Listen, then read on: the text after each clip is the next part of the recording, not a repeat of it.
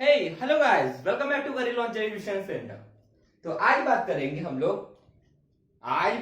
नहीं गाइस, बात कर ही रहे हैं। हमारा जो टॉपिक चल रहा है वो है कॉलिगेटिव प्रॉपर्टीज का, ऐसा और नो। और कॉलिगेटिव प्रॉपर्टी में अभी तक क्या हम लोगों ने दो टाइप की कॉलिगेटिव प्रॉपर्टीज पढ़ लिए। अब कॉलिगेटिव प्रॉपर्टी एक्चुअली क्या है कि अगर मैं नंबर ऑफ सोल्यूट पार्टिकल्स या फिर मोल्स ऑफ सोल्यूट पार्टिकल अगर मैं सॉल्वेंट में ऐड करता हूं तो उस समय हमारा सॉल्यूशन कौन सी प्रॉपर्टीज दिखाएंगे, उसको हम लोग कॉलिगेटिव प्रॉपर्टी कहते हैं। उस अभी तक के हम लोगों ने दो टाइप की कॉलिगेटिव प्रॉपर्टी की बात कर ली है।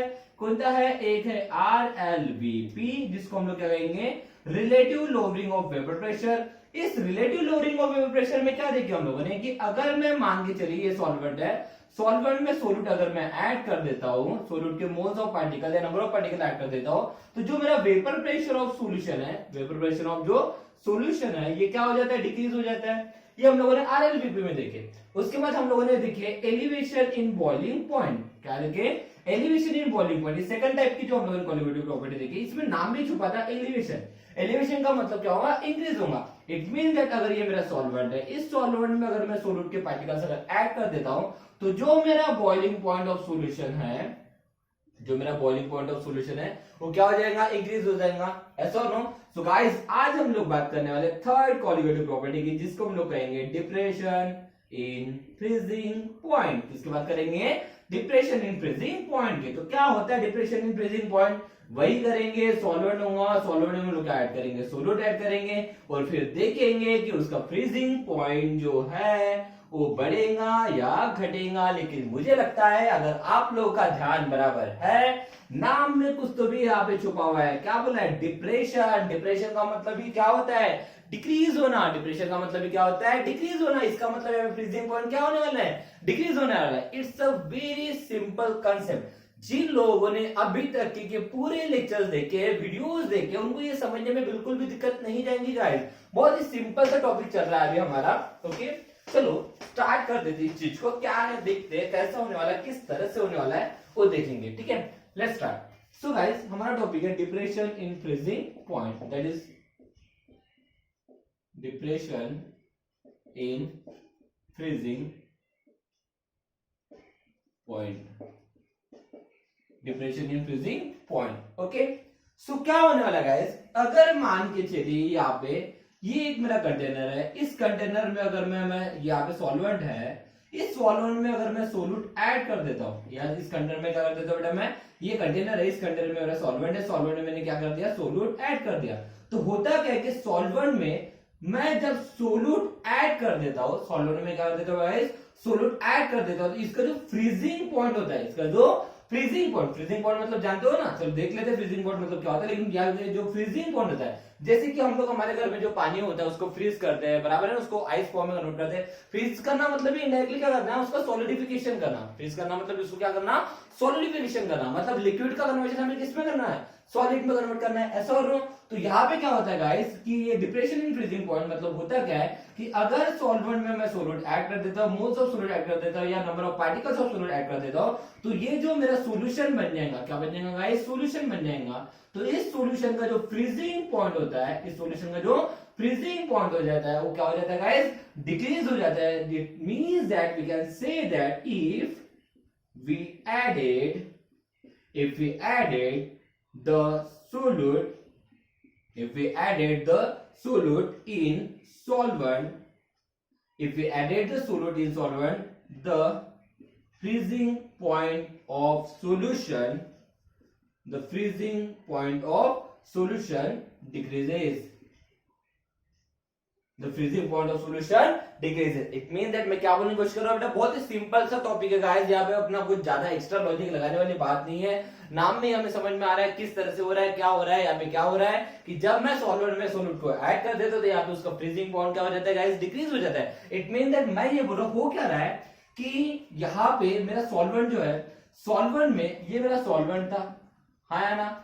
अब बेटा फ्रीज कर रहे हैं मतलब यहाँ पे टेम्परेचर बहुत ही कम रहेगा। इट मींस दैट मैं ऐसा बोल रहा हूँ कि सपोज करते यहाँ पे मेरा सॉल्वेंट है वाटर, सपोज करते मेरा सॉल्वेंट क्या है गाइस? वाटर है। मान के चलिए सॉल्वेंट मेरा वाटर है। अगर ये सिर्फ यहाँ पे फिलहाल सॉल्वेंट की बात कर रहा हूँ, ओके, मानते लिए मेरा सॉल्वेंट है मेरा वाटर। अगर इसका फ्रीजिंग पॉइंट मतलब पानी लिक्विड से कन्वर्ट होना सॉलिड में, अगर ये फ्रीजिंग, इसका फ्रीजिंग पॉइंट अगर 0 डिग्री सेल्सियस है, इसका फ्रीजिंग पॉइंट कितना है गाइस, 0 डिग्री सेल्सियस है। इट मीन दैट अगर मैं इस वाटर में सोल्यूट ऐड कर देता हूं, क्या ऐड कर देता हूं गाइस, सोल्यूट, तो मेरा क्या बन जाएगा, सोल्यूशन बन जाएगा। क्या बन जाएगा, सोल्यूशन बन जाएगा। तो ये सोल्यूशन जो बनेगा, सोल्यूट अगर मान के लिए यहाँ पे मैं ऐड कर रहा हूं सॉल्ट, सोल्यूट ऐड कर रहा हूं मैं यहाँ पे सॉल्ट, तो यहाँ पे सोल्यूशन क्या बन जाएगा, सॉल्ट इन वाटर, ऐसा नो, सॉल्यूशन क्या बन जाएगा मेरा, salt in water.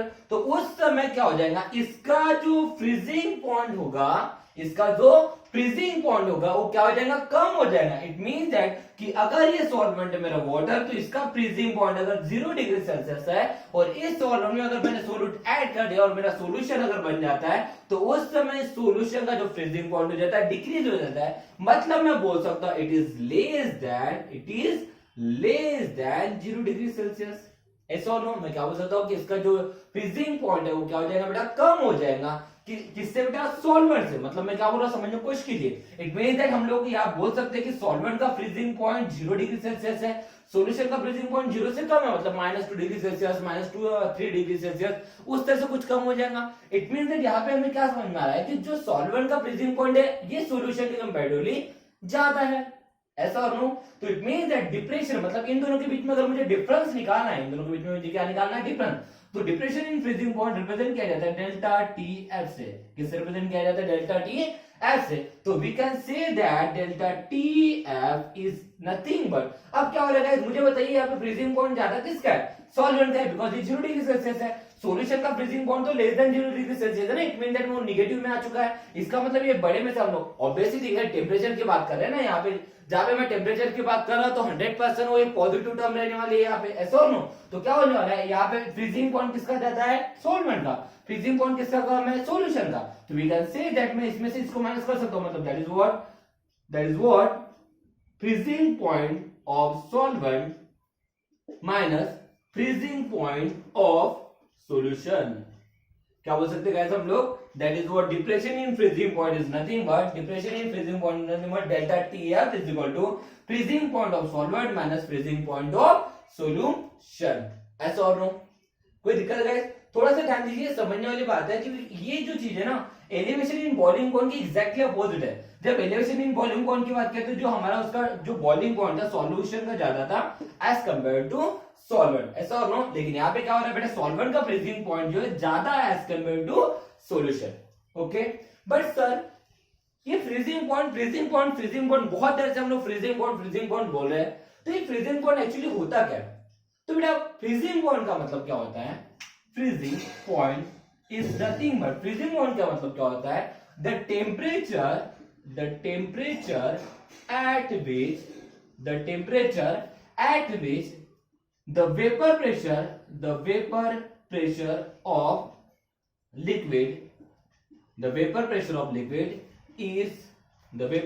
liquid is equal to the pressure of solid। मतलब वेपर प्रेशर के प्रेशर भी बोलूंगा तो कोई फर्क पड़ने वाला नहीं है, वेपर प्रेशर बोलो या प्रेशर बोलो कोई फर्क पड़ने वाला नहीं है। हम क्या बोले बेटा, फ्रीजिंग पॉइंट का मतलब क्या होता है, द टेम्परेचर, एक ऐसा टेम्परेचर जिस टेम्परेचर के ऊपर the temperature at which the pressure of liquid, यहाँ पे शॉर्टकट क्यों, फुल फॉर्म लिख देता थोड़ा सा, the pressure of liquid is equal to the pressure of solid. मतलब जिस समय लिक्विड के प्रेशर के इक्वल हमारे सॉलिड का प्रेशर हो जाता है, उस पॉइंट को, उस टेम्परेचर के ऊपर जो पॉइंट क्रिएट हो जाएगा, उस पॉइंट को हम लोग क्या बोलेंगे बेटा, फ्रीजिंग पॉइंट बोलेंगे। उसको हम लोग क्या कहेंगे, फ्रीजिंग पॉइंट कहेंगे। एक काम करते हैं, इसको ग्राफिकली समझने की कोशिश कर देते हैं। ग्राफिकली समझते हैं, जल्दी से इसका स्क्रीनशॉट ले लीजिए, इसका ग्राफिकल रिप्रेजेंटेशन हम लोग देखते हैं कि कैसे होने वाला है, किस तरह से होने वाला है। ओके,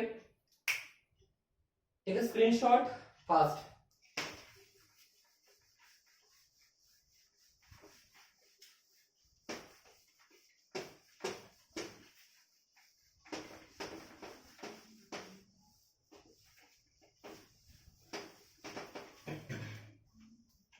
फिर से वही ग्राफ बनाएंगे हम लोग गाइस। ये मान के चलिए, यहाँ पे हमारा टेम्परेचर है, यहाँ पे हमारा क्या है, प्रेशर है। ओके, अब क्या हो रहा है, जैसे जैसे मैं टेम्परेचर यहाँ पे कम करूंगा, यहाँ पे हम लोग टेम्परेचर बढ़ाने वाले नहीं है, टेम्परेचर क्या करने वाले, टेम्परेचर बढ़ाएंगे नहीं, यहाँ पे टेम्परेचर हमें घटाना पड़ेगा ना, उसको फ्रीज करना है ना। फ्रीज करना है। जैसे जैसे हम लोग टेम्परेचर घटाएंगे, देखिए गाइस यहाँ पे क्या हो रही बात, यहाँ पे हमें टेम्परेचर घटाना है, फ्रीज करना है ना उसको। टेम्परेचर बढ़ाएंगे तो फ्रीज होगा क्या, नहीं होगा ना। तो टेम्परेचर घटाएंगे, तो जैसे जैसे हम लोग टेम्परेचर घटाएंगे तो उसका फ्रीजिंग पॉइंट क्या हो जाएगा, उसका फ्रीजिंग पॉइंट। देखिए हम लोग वही बात कर रहे हैं कि जैसे जैसे टेम्परेचर हम लोग घटाएंगे तो क्या होगा, ठीक है। तो मान के चलिए, सपोज करते हैं, देखिए हमें पता है कि जो सॉल्वेंट है, क्या बेटा, सॉल्वेंट, इसका जो वेपर प्रेशर है, सॉल्वेंट का जो वेपर प्रेशर है ये ज्यादा है एज कम्पेयर टू सोल्यूशन। क्योंकि हम लोग जो यहाँ पे सोल्यूट ऐड कर रहे हैं, ये सबसे इंपॉर्टेंट चीज है। यहाँ पे जो हम लोग सोल्यूट ऐड कर रहे हैं, यह सोल्यूट कौन सा है बेटा, हमारा नॉन वोलेटाइल है। क्या बेटा, हमारा सोल्यूट नॉन वोलेटाइल है। तो अगर मेरा सोल्यूट नॉन वोलेटाइल है तो इसका वेपर प्रेशर क्या हो जाएगा, वेपर प्रेशर कम रहेगा इसका, ऐसा हो ना। तो सपोज करते हैं, मान के चलिए ये एक पॉइंट है, ये मेरा पॉइंट है, जिस पॉइंट के ऊपर मेरा सॉल्वेंट लिक्विड स्टेट में है, ओके। अब मान के चलिए कि जैसे जैसे मैं टेम्परेचर घटाऊंगा, जैसे जैसे मैं टेम्परेचर घटाऊंगा तो फ्रीजिंग पॉइंट क्या हो जाएगा, घटना चालू हो जाएगा। फ्रीजिंग पॉइंट क्या होना, कम होना चालू करेगा। अरे हाँ ना, निगेटिव में आएगा ना भाई। तो जैसे जैसे मैं टेम्परेचर घटा रहा हूं वैसे वैसे मेरा क्या हो रहा है, फ्रीजिंग पॉइंट घट रहा है। अब एक पॉइंट ऐसे आ जाएगा, एक पॉइंट ऐसे आ जाएगा जिस पॉइंट के ऊपर एक इक्विलिब्रियम स्टेट क्रिएट हो जाएंगी। क्या क्रिएट हो जाएंगी, इक्विलिब्रियम स्टेट क्रिएट हो जाएंगी, जिस स्टेट में लिक्विड जो होता है और जो हम लोगों का सॉलिड हो जाता है उनके पार्टिकल इक्विवेलेंट हो जाते हैं। इट मीन दैट लिक्विड और सॉलिड के पार्टिकल इक्विवेलेंट हो जाते हैं। इसका मतलब क्या होता है, एक ऐसी सिचुएशन आ जाती है, एक ऐसा पॉइंट आ जाता है जिस पॉइंट के ऊपर लिक्विड के पार्टिकल ये सॉलिड फॉर्म में कन्वर्ट हो जाते हैं और सॉलिड के पार्टिकल लिक्विड फॉर्म में कन्वर्ट होते रहते हैं। Is that clear? इसका मतलब मैं बोल सकता हूं यहां तक कि जो हमारा सॉल्वेंट है ये हमारा लिक्विड सॉल्वेंट है। कौन सा सॉल्वेंट है, लिक्विड सॉल्वेंट है। Is that clear? ये एक ऐसा टेम्परेचर, एक ऐसा पॉइंट है जिस पॉइंट के ऊपर इक्विलिब्रियम कंडीशन आ जाएगी। इक्विलिब्रियम कंडीशन मतलब क्या हो जाएगा, इस कंडीशन में क्या हो जाएगा, इस पॉइंट में क्या हो जाएगा, जो मेरे सॉलिड के पार्टिकल है ये लिक्विड में कन्वर्ट हो जाएंगे और जो लिक्विड के पार्टिकल है क्या में कन्वर्ट हो जाएंगे, सॉलिड में कन्वर्ट हो जाएंगे। लेकिन अगर मान के इसके बाद और टेम्परेचर में कम कर देता हूं, इसके बाद और टेम्परेचर कम कर देता हूं तो इसके बाद क्या हो जाएगा, इसके बाद कंडीशन आ जाएगी कि सबसे इंपॉर्टेंट चीज कि अब यहाँ पे ये कंप्लीटली सॉलिड बनना चालू हो जाएगा। यहां से इसके बाद क्या हो जाएगा, कंप्लीटली सॉलिड बनना चालू हो जाएगा। मतलब मैं बोल सकता हूं ये मेरा क्या है, सॉलिड सॉल्वेंट। ये क्या मेरा सॉलिड सॉल्वेंट। तो गाइस हमें क्या बात करना है, हमें फ्रीजिंग पॉइंट की बात करना है। और फ्रीजिंग पॉइंट मतलब क्या होता है बेटा, एक ऐसा पॉइंट जिस पॉइंट के ऊपर हमारा जो प्रेशर ऑफ सॉलिड होता है ये इक्वल हो जाता है प्रेशर ऑफ लिक्विड के। इट मींस दैट इनडायरेक्टली वो वाला पॉइंट ये वाला है ना, है ना। इनडायरेक्टली वो पॉइंट कौन सा है, ये वाला है। इसका मतलब मैं ये बोल सकता हूं दिस वन विद द, अब देखिए यहाँ पे हम लोगों ने बात की है कि देखिए अब वेपर प्रेशर जो है, vapour pressure of solvent, vapour pressure of solution. अब क्या हो रहा है बेटा, यहाँ पे वेपर प्रेशर ऑफ सॉल्वेंट ज्यादा है। वेपर प्रेशर ऑफ सॉल्वेंट क्या है बेटा, ज्यादा है, ऐसा हो no. Vapour pressure of solvent अगर ज्यादा है इट मीन दैट यहाँ पे जो हमारा फ्रीजिंग पॉइंट भी होगा, क्या होगा गाइस, फ्रीजिंग पॉइंट भी जो होगा, फ्रीजिंग पॉइंट भी सॉल्वेंट का क्या होगा, ज्यादा होगा, ऐसा हो no. Freezing point of solvent क्या होगा, ज्यादा होगा, ऐसा हो नो। अब उसके बाद अब हम लोग जानते हैं कि सॉल्यूशन का जो फ्रीजिंग वेपर प्रेशर होता है ये कम होता है। इट मीन दैट इसका फ्रीजिंग पॉइंट भी क्या हो जाएगा, कम होगा, हाँ ना। चलो चेक करते कैसे होगा। तो सपोज करते हैं वेपर प्रेशर क्या होता है सॉल्यूशन का, कम होता है। इसका मतलब अगर यहाँ पे मेरा वेपर प्रेशर ऑफ सॉल्वेंट है तो यहाँ पे कहीं तो भी मेरा वेपर प्रेशर ऑफ क्या हो जाएगा, यहाँ पे मेरा कहीं तो भी क्या हो जाएगा, vapour pressure of what, this one with the vapour pressure of what, this one with the vapour pressure of solution. अब क्या हो जाएगा, जैसे जैसे मैं टेम्परेचर घटाऊंगा, जैसे जैसे मैं टेम्परेचर घटाऊंगा तो एक टाइम आ जाएगा जिस टाइम के ऊपर, एक टाइम ऐसा आ जाएगा जिस टाइम के ऊपर क्या हो जाएगा बेटा, इक्विलिब्रियम कंडीशन आ जाएंगे। ये क्या है हमारा लिक्विड सॉल्यूशन, ये क्या है हमारा लिक्विड सॉल्यूशन। तो एक पॉइंट ऐसा आ जाएगा जिस पॉइंट के ऊपर क्या आ जाएगा बेटा, फिर से इक्विलिब्रियम कंडीशन आ जाएंगे। मतलब लिक्विड ये कन्वर्ट हो, जितने पार्टिकल लिक्विड के सॉलिड में कन्वर्ट होंगे उतने पार्टिकल सॉलिड के क्या हो जाएंगे, लिक्विड में कन्वर्ट हो जाएंगे, हाँ है ना। लेकिन उसके बाद फिर से अगर मैं टेम्परेचर बढ़ाऊंगा तो फिर से टेम्परेचर बढ़ाने के बाद क्या हो जाएगा, फिर से टेम्परेचर बढ़ाने के बाद क्या हो जाएगा बेटा, वो कंप्लीटली सॉलिड में कन्वर्ट होना चालू कर देगा। लेकिन हम लोग तो बात कर रहे हैं टेम्परेचर एंड फ्रीजिंग पॉइंट की, मतलब बात कर रहे हैं फ्रीजिंग पॉइंट की। फ्रीजिंग पॉइंट का मतलब क्या होता है, एक ऐसा टेम्परेचर जिस टेम्परेचर के ऊपर हमारा लिक्विड ये सॉलिड में कन्वर्ट हो जाता है, मतलब यार इसके बाद तो सॉलिड में कन्वर्ट होना चालू हो चुका है। और ये किसका है बेटा, सॉल्यूशन, सॉलिड सॉल्यूशन का है, बराबर है ना। अब देखिए ध्यान दीजिए क्या दिख रहा है यहाँ पे कि जो हमारा लिक्विड सॉल्वेंट है बेटा, मतलब जो फ्रीजिंग पॉइंट ऑफ सॉल्वेंट है वो ज्यादा है और फ्रीजिंग पॉइंट ऑफ जो सॉल्यूशन है वो क्या है बेटा, कम है। इट मींस दैट अब ये देखिए सॉल्वेंट का है तो सॉल्वेंट के लिए आप लोग मान के चलते हैं ये सॉल्वेंट का है T1 और सॉल्यूशन का ले लेते हैं T2। ओके, तो देयरफॉर हमारा फॉर्मूला क्या बनेगा गाइस, यहाँ पे फॉर्मूला हमारा बनेगा that is what, delta TF is equal to T1 minus T2। Yes or no, क्या आप लोग, इट मींस दैट मैं बोल सकता हूँ ये जो गैप है ना guys, this one is nothing but depression in freezing point. ये हमारा क्या है, डिप्रेशन इन फ्रीजिंग पॉइंट है।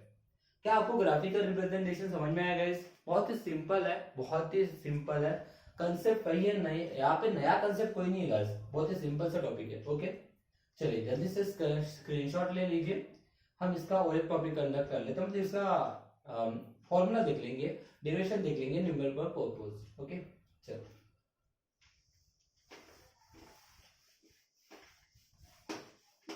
अब क्या होगा गाइस, हम सब लोग जानते हैं यहाँ पे जो डिप्रेशन एंड फ्रीजिंग पॉइंट है, ये डिप्रेशन और फ्रीजिंग पॉइंट किसके ऊपर डिपेंड कर रहा है बताइए? ये जो है ना फ्रीजिंग पॉइंट कम हो रहा है, किसके ऊपर डिपेंड कर रहा है? ये जो हम लोग मोल्स ऑफ सॉल्यूट ऐड कर रहे हैं ना सॉल्वेंट में, क्या ऐड कर रहे हैं, मोल्स ऑफ सॉल्यूट जो ऐड कर रहे हैं सॉल्वेंट में, उसके ऊपर तो डिपेंड कर रहा है। इट मींस दैट मैं ऐसे डायरेक्टली बोल सकता हूं कि यहाँ पे भी depression of freezing point is directly proportional to the molality है। डिप्रेशन इन फ्रीजिंग पॉइंट किसके डायरेक्टली प्रोपोर्शनल है, मोलैलिटी के। इसको नो, ऐसा और नो, बराबर है ना।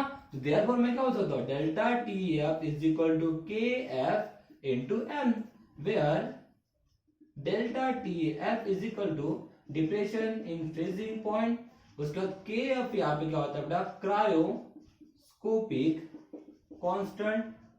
इसी को हम लोग और बोल सकते हैं depression in freezing point constant, depression in freezing point constant भी बोल सकते हैं। और स्मॉल m मतलब क्या है, मोलैलिटी, और मोलैलिटी का मतलब मैं कल ही बता चुका हूं, the number of moles of solute वाली कंडीशन याद है ना। तो चलो एक काम कर लेते हैं, इसका स्क्रीनशॉट ले लीजिए, मैं आगे बता देता हूं। Okay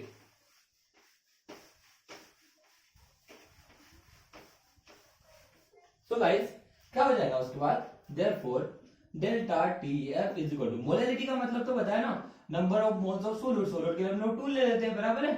number of moles of solute whole divided है mass of solute in 1 kg, that is what W1 into 1000, ऐसा और नो। उसके बाद हम लोग इसका कन्वर्शन भी देख लेते, दैट इज व्हाट, ये N2 मतलब क्या हो जाएगा, W2 mass of molar mass है ना, तो W2 M2 whole divided by W1 into 1000, so it becomes what, W2 into W1,